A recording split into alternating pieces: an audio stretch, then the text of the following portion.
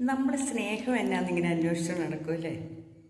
പക്ഷെ സ്നേഹം എന്ന് പറയുന്നത് നമുക്ക് എന്താ, നമ്മളെ ഒരാൾ ചേർത്ത് നിർത്തുന്നത്, നമ്മളെ കേൾക്കുന്നത്, നമ്മളെ ഇഷ്ടപ്പെടുന്നത് എന്നൊക്കെ നമ്മൾ വിചാരിച്ചുകൊണ്ടിരിക്കും. പക്ഷെ അതിനകത്തൊക്കെ ഏറ്റവും പ്രധാനപ്പെട്ട ഒരു കാര്യം എന്താണെന്നറിയാമോ?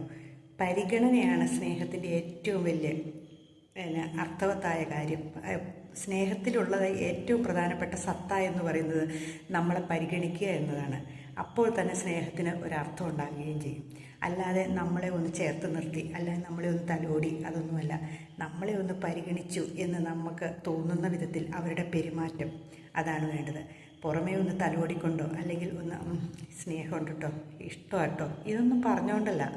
നമ്മുടെ ഏത് പ്രതിസന്ധിയിലും നമ്മളെ ഒന്ന് സ്നേഹിക്കുന്നുണ്ടെന്ന് നമുക്ക് മനസ്സിലായി, നമ്മളെ ഒന്ന് പരിഗണിച്ചു അവർ എന്ന് തീരുമാനിക്കുമ്പോൾ എന്തൊരു സന്തോഷമല്ലേ? അതാണ് വേണ്ടത്. അത് കിട്ടിക്കഴിഞ്ഞാൽ നമ്മൾ ഓക്കെ ആവും, ഉറപ്പായ കാര്യമാണ്.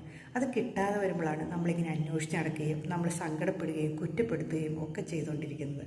എവിടെയാണോ പരിഗണന കിട്ടുന്നത് അങ്ങോട്ട് നമുക്കൊരു ചായ്വുണ്ടായിരിക്കും.